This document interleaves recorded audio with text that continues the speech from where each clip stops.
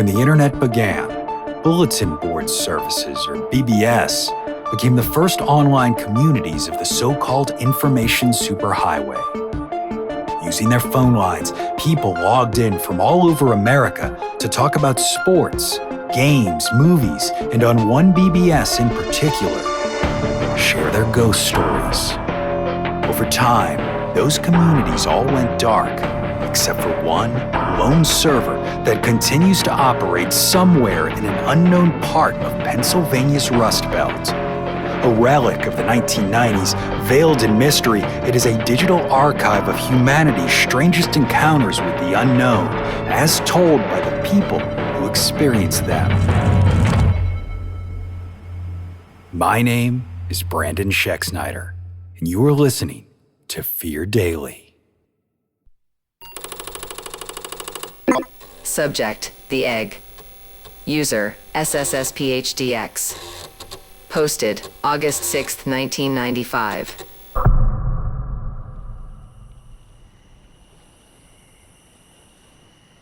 I found it on a logging road about an hour outside Ocala.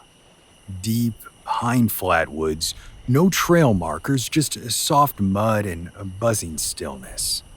It had rained hard that morning and the woods felt wrong, saturated in this warm rot that clung to your boots and made the air feel like soup. I wasn't looking for anything in particular, just out doing a solo field check. That's what I told myself, at least. Truth is, I'd been restless for weeks, like something was pulling me out of my apartment, away from my desk and back into the brush. I saw it just off the trail, half buried in pine needles and red clay, a shape too perfect to be natural. It looked like a gourd at first, or maybe a big fungus, but when I cleared the muck away, I realized it was an egg. Smooth, beige, and speckled with greenish lines that looked almost like veins. It was warm to the touch, warmer than it had any business being. The shell wasn't brittle or papery like a reptile's egg usually is. It was hard, almost rubbery, and I swear when I lifted it, it shifted in my hands like something inside had been waiting. I brought it home against my better judgment, and I didn't call the university or notify the state. I told myself I'd examine it first, take a few days, figure out what I was looking at.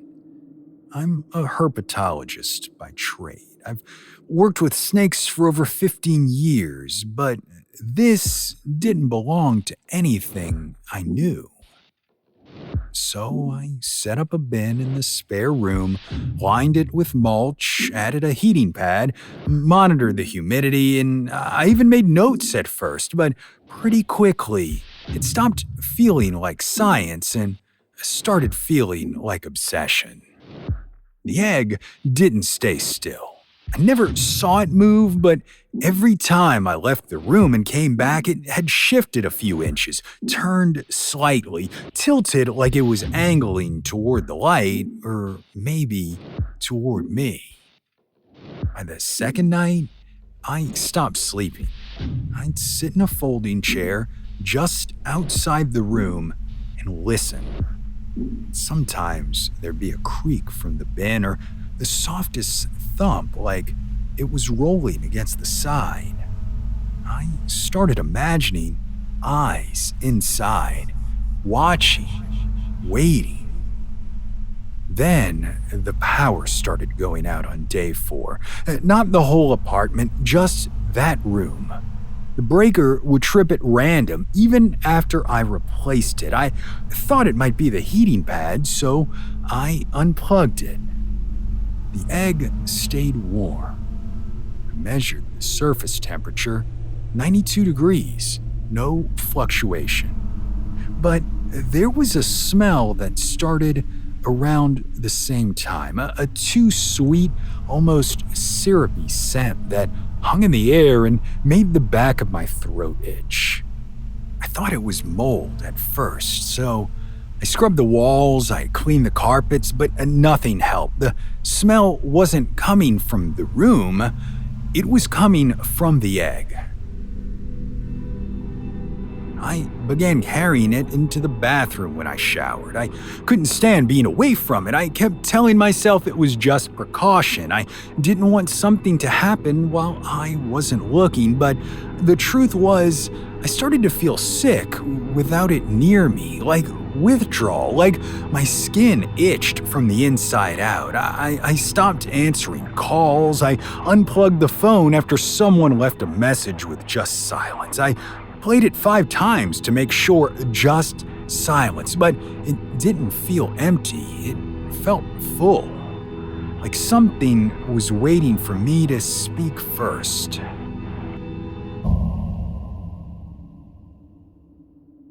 I woke up one morning with scratches on my chest, thin red lines that didn't bleed but burned like they'd been made with glass.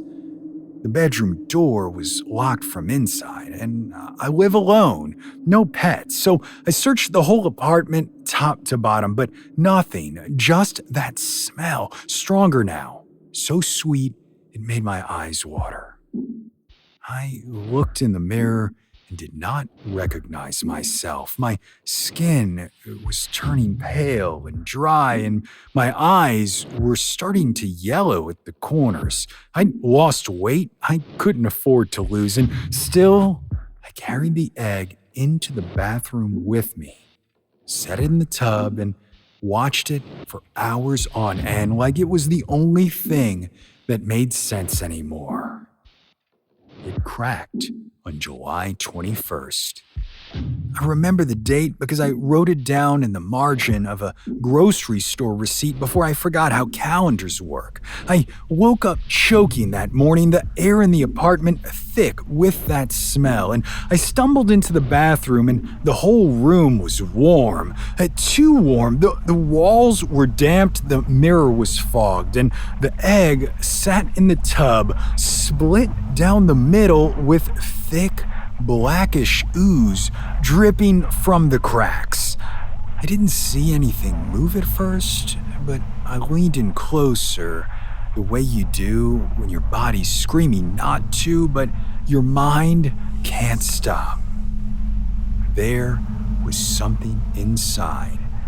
Not a hatchling, not a fetus, something long and coiled, segmented like a centipede, but smooth, almost oily. No eyes, no limbs, just a slit of a mouth that pulsed open and closed like it was learning to breathe. I don't know how long I stared at it before I vomited.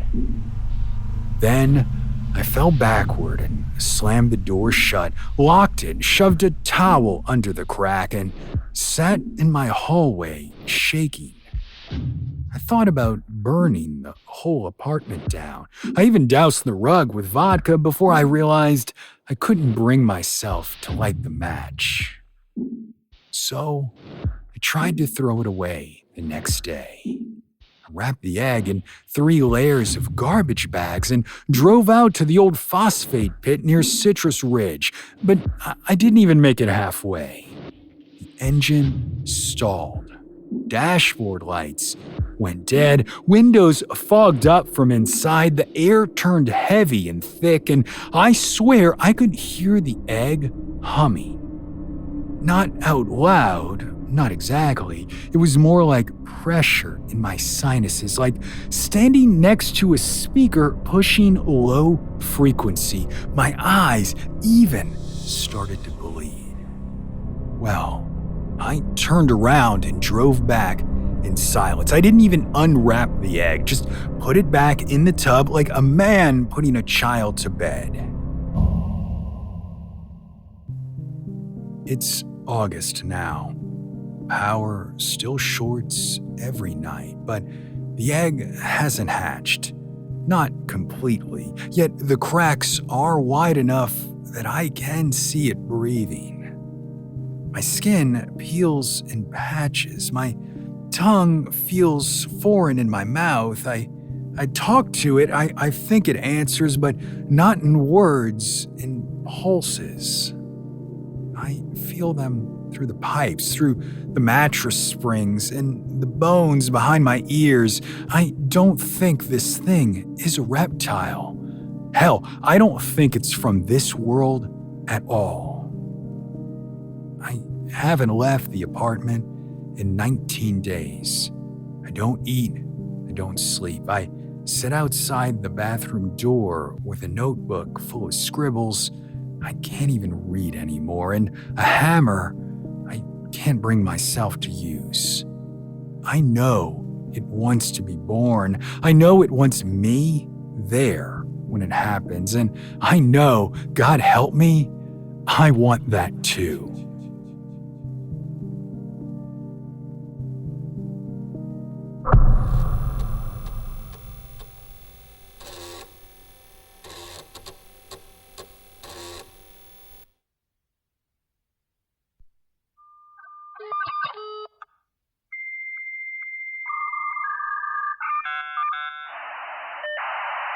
Subject, Jessica.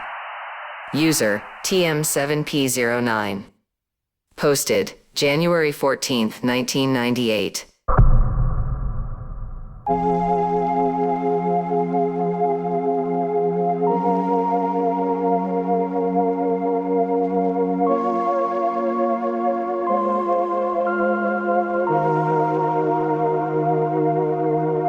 Jessica, if you're out there, I'm still looking. I swear to you. I don't know where you are, and I don't know why you aren't here anymore, but I haven't forgotten you. I haven't given up hope. Trust me. I guess I'm writing this now because I don't know what else to do. Maybe someone's seen this before, something like it. Maybe I'm not the only one, but I need to get this out. I need to say how it happened from the beginning, before it slips away too. Her name was Jessica Lynn Turner. She had auburn hair and this way of talking that made everything sound a little more important than it probably was. She'd get this look when she was thinking, like her whole brain turned sideways, and she'd started chewing the inside of her cheek. I used to tease her about it, and she'd roll her eyes and call me a hick. We'd been dating for almost 2 years, since the end of sophomore year, and I was in love with her in that dumb, deep, teenage way that feels like it must be cosmic, like it was always supposed to be. Well, she disappeared on Labor Day weekend, September 2nd. We were supposed to meet up that night at my uncle's fish fry. Real glamorous, I know, and she just never showed. No call, no note, just nothing. At first I thought maybe she'd gotten grounded or her mom had one of her headaches again, but when she didn't show up the next day for school or answer the phone, I got this gnawing, sick feeling in my stomach, like something was off, like a clock ticking out of rhythm. So I drove to her house, same little yellow 2-story on Mill Street across from the feed store. I'd been there 100 times. We used to sit on the porch swing and make fun of people jogging by like old folks. I knocked and her dad answered, except it wasn't her dad. It was a man I'd never seen before in my life. Shorter, older maybe, with deep-set eyes and a little scar on his chin, and I said, "Hey, is Jessica home?" He looked at me like I'd asked if Bigfoot lived there. He said, "I'm sorry, son. I think you have the wrong house." Told him, "No, sir. This is where the Turners live. Jessica, Mr. and Mrs. Turner." He shook his head and said his name was Carl Porter. Said he'd lived there with his wife since '88. There was no Jessica. He had no daughter. It was just him, his wife, and his cats. I thought it was a prank or something, but when I looked behind him, the furniture was all different. New curtains, no piano, even the swing on the porch was gone, too. I left and drove straight to Mallory's house, Jess's best friend since middle school. We used to triple date, the three of us with our significant others eating onion rings and watching dumb horror flicks at the drive-in. When I asked her if she'd seen Jessica, she blinked at me like I was speaking a different language. Said she didn't know anyone by that name. I thought maybe she was messing with me, but she got this look like she was genuinely confused, maybe even scared. I asked her about the time Jessica tripped her and broke her ankle at her pool party, and she told me I've never broken a bone in my life. Like it hadn't happened to her.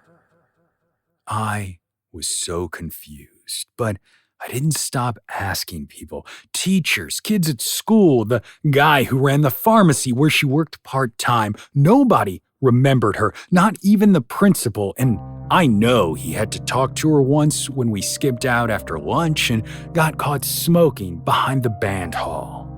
It was like she'd been wiped out, scrubbed, not just missing, but erased. And it wasn't just people's memories either. I went to the yearbook office and pulled last year's junior class layout. I found the page. I found the space. There was just a blank patch. No name, no photo, just a faint gray smudge, like the film didn't develop right, like the universe tried to paint over her and left a smear. I checked my backpack. The notes she used to write me were gone. The cassette tape she made me with Mazzy Star and that weird wind chime track she recorded, gone. Even the drawing she'd done of us, me with dumb hair and her with angel wings, it had been tacked to my corkboard since February, and now the pin was still there, but the paper was blank. It was all gone, except for one thing. Her ring, a little silver band with the letters JLT etched inside. I still have it, and people say maybe those are my initials, or maybe I bought it at a thrift store and forgot, but I did not. I remember the night she gave it to me. We were parked out past Gentry Creek watching the lightning bugs strobe through the fog. She took it off and said, "If you ever lose me, just follow the birds. They'll know where I went." At the time, I thought it was poetic bullshit. Now, I'm not so sure.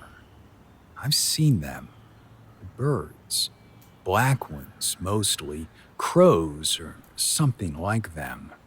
They follow me sometimes, perch outside my window, even when it's not migration season.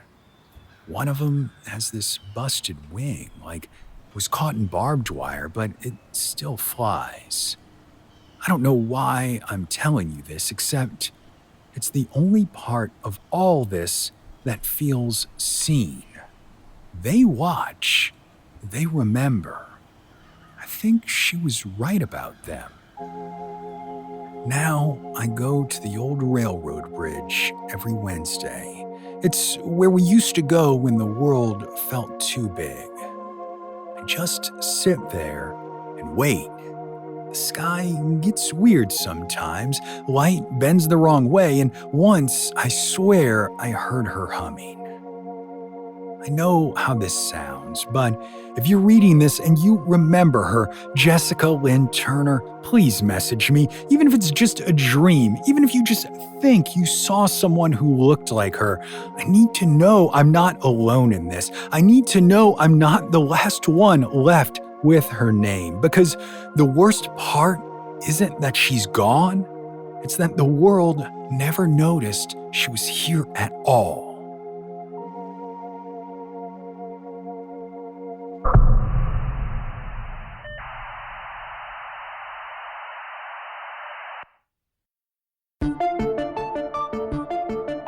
Fear Daily is an independent podcast hosted by Brandon Schexnayder and written by Brennan Storr, with Joanna Smith serving as the consulting editor, audio production by Rachel Boyd, and sound design by Southern Gothic Media.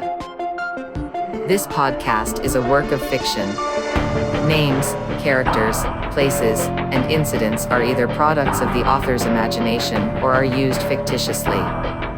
Any resemblance to actual persons, living or dead, or to real events or locations, is entirely coincidental. Ad-free versions of Fear Daily are available now on your favorite podcast apps. For more information, visit feardaily.com. But move fast, before the server goes offline.